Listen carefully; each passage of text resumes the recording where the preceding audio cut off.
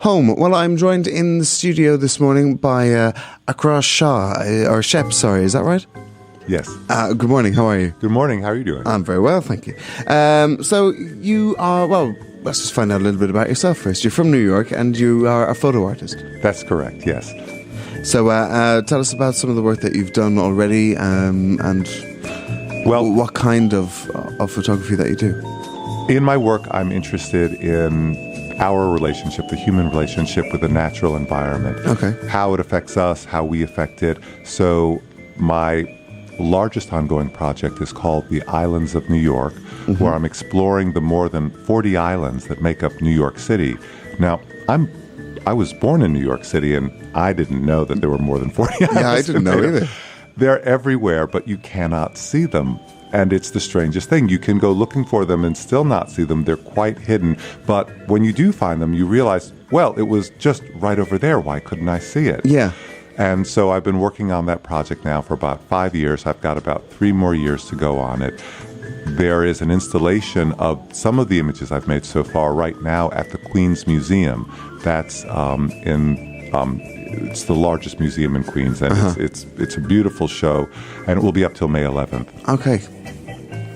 So how is that working then? Because if it's about how people interact with each other and with their environments. So well, in that project, yeah, the fact that no one knows that these islands exist, and that the fact that the waterways of New York, which are even more numerous, are generally unknown, that points to a condition that's a bit, well, it's strange and I have to say not entirely positive, because if you don't know where you live, the possibility for trouble follows straight away. For example, just 2 years ago, or maybe just a year and a half ago, Hurricane Sandy blew through. Yeah. And all of a sudden, everyone became acutely aware that they were surrounded by water in a way that they had never really been before. And I have to say, for my project, it was somewhat of a boon, because before then, people were like, huh? Islands? Water? Okay. There wasn't really any spark of recognition. Whereas now, when I talk about the project in New York City, people are like, oh, yes, of course. And so it's as if current events have caught up with what I was trying to talk about. Unfortunately, it took a hurricane, but I think that the project still is important, because the way people work, they'll forget. And the project, I think, will be a really important, not just a reminder, but a way to connect with that landscape. Another project that I worked on explored tobacco. I've never smoked, but I was fascinated by how important and pervasive smoking was. So I thought I'd explore that. And I photographed tobacco farmers and the laborers who work on the farm. And I printed some of their images life-size on the tobacco leaves that they grew. It was in a process that I created. And I also printed images of where they lived and where they worked, to kind of talk about this culture, this environment that creates the larger condition in which smoking can operate. And you also worked on a project called Occupying Wall Street. Yes, that was a portrait-based project. And was that just about the people who were in the Occupy movement, or what? Well, there I kind of broke with form a little bit. I was working on the islands of New York, and all of a sudden, out of the corner of one ear on the radio, I heard about this protest. I thought, oh, that's interesting. And, well, I contacted my friends who lived in the neighborhood Tribeca where the protest was going on, and they were out of town, and they said, I don't know what's going on. So I had to go down myself and see. And when I got there, I was stunned. I couldn't believe that something so vital and important was happening, in my hometown. And so the next day, October 1st as it was, I brought my camera. My normal camera is a view camera. It's on a tripod. I put a hood over my head. It's got an accordion bellows. No flash powder. That was from well over 100 years ago. It uses film, which is still quite in use. And I brought that down there to make portraits, but not your typical kind of portraits where people are smiling. Or I wanted to see the individuals who were making up the protest, because they had come from so many places, not just in the United States, but there were people. I met a man from Estonia he had a former stockbroker who had come. There was a man from Germany who was an IT expert who'd been lecturing at universities in Boston and New York and had come to see the protest. There were people from all over the world who were coming. And so I asked them to stop for a moment and stand, and I photographed them mostly individually from head to toe so you could really see them. And that was a challenge because the protest was in a very tight square, and there were a lot of people. So I did create an artificial sense of space, but it's that space that allows you to understand who these people are, and you get a sense of the breadth of the protest, something you can't see when you see the images of just masses of people. So if people want to see some of the works that you've done, where can they do that if they can't make it to New York, if they can't make it to London or Well, online I have much of this work on my website. It's at www, and my first and last name.com, Ara Shep. My first name is A-C-C-R-A, and my last name doesn't have any C's at all. It's S-H-E and then 2 P's like Peter. Perfect. So araCityRadioInterview3 to see some of these images. But what are you doing in Luxembourg then?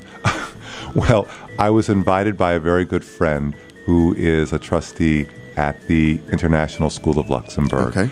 He knew of my work and thought it would be wonderful to bring me in and talk about art and share my work with the students there. Okay. And in discussions, it became clear that anything that I wanted to do with the kids would be fine. So I thought, let's do a real art project. Let's not just talk about art. Let's not just show art, but let's make art. And while I was talking with the school, one of the administrators said, diversity is something that we're very interested in and concerned about because Luxembourg has such an enormous population of foreigners, people who come from other places, who stay sometimes their entire lives, sometimes for a short time. And I thought, I have no idea about Luxembourgish culture, but I think that sounds terribly interesting. And I had this idea of making wind books now. What's a wind book? It's a book that you set outside, and instead of you, a person, Sam, turning the pages, you allow the wind to turn the pages. And it's not just that you set it outside and then you bring it back in when you're done. It stays outside. So the book gets rained on, and it gets snowed on, and the sun shines on it, and of course the wind blows it. And because there's no human control over the book, you have to just relax and allow yourself that space to let the book operate in its own time and accept, oh yes, the wind is riffling through the pages, so I get to see a large number of pages. Oh, there's not much wind today, so I see just that one page. And that means you maybe have to come back and experience it again. And in that letting go, we cede, well, there's this word that I've been struggling not to use, but I'm going to have to use anyway. Agency, human agency. We're so wrapped around our ability to control our environment, and this negates that control and reminds us again of the power of the environment, of nature, which is one of my main concerns. And so this book, in handing control back over to nature, forces us to take a back seat. And in this project, we'll be looking at Luxembourgers, people who are in the downtown, students who are on the student campuses. That's at least, we're making the images right now as I speak. But these are the types of images the students are collecting. Additionally, they're collecting narratives when they can from the people that they're photographing. Because it's about place, because it's about diversity, where people are coming from, I'm asking them to find out information like, what's a nursery rhyme that you remember? Or sing a song that you learned as a child. Yeah, from where you've come from. Well, certainly the songs that they would sing wouldn't be from some other place. So it's a gentle way of asking about where someone comes from, because in New York City, that can be a very loaded question. And I was sensitive to the fact that people don't know they don't know if you have an agenda in asking about where they come from. Okay. And you don't want to give the appearance that you're judging them based on their answer. So to ask a simple question about something that's so pleasant, often in people's memory, about childhood, that connects to that and sidesteps all of the complicated politics. So how's it been going for the kids then? Well, that's really fascinating. They have been, I think they've got about a 50% success rate overall, asking people and having them say yes. That's pretty good, though. Oh, yes, considering Luxembourger culture, I had no idea how important privacy is here.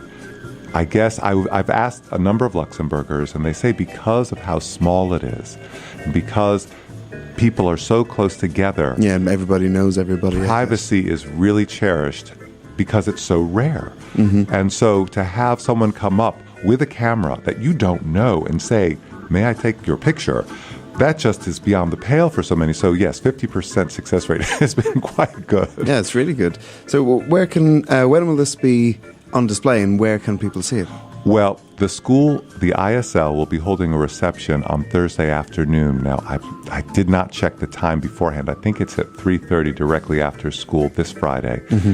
And you'll be able to see some of the student work. We're going to have some maquettes and some dummies that the student have produced for themselves.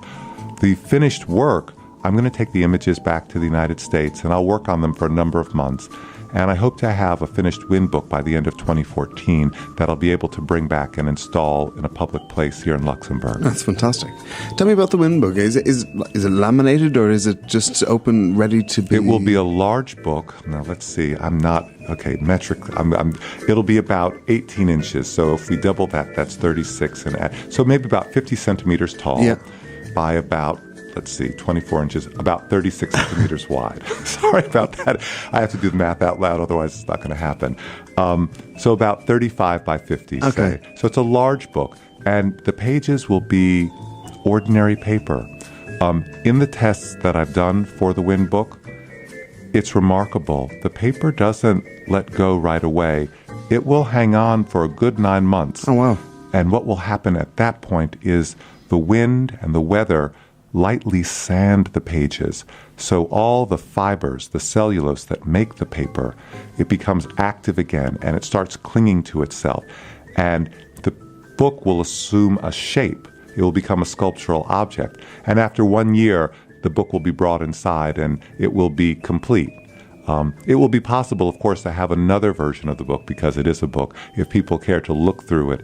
But that book that experienced the year of weather, I think that's an important expression of the passage of time.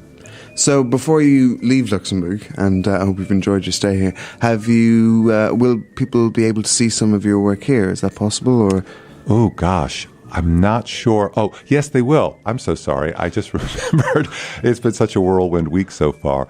There's a display of images from another artist's book, not a wind book, called Atlas. This book works with leaves, actual real leaves, and the book is, again, about 50 centimeters by 35 centimeters. It's about how we use the human body to take the measure of the earth, and that's why it's called Atlas. All the images and just about all the text, except for one passage, were made by me. And the way the book works, it's not linear.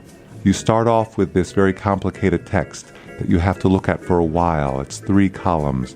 And it doesn't seem like it makes sense until you realize that you have to read across the middle column. You skip over it. And the first column reads, and then you jump to the third column and back to the first column. And it talks about a scientific way of understanding the world. And the middle passage is lifted from the King James Bible, which is a more poetic way of talking about the creation of the earth in Genesis. Not that it's religious in any regard, but it's using the trope of an older poetic voice with a newer scientific voice. And then the images build on that.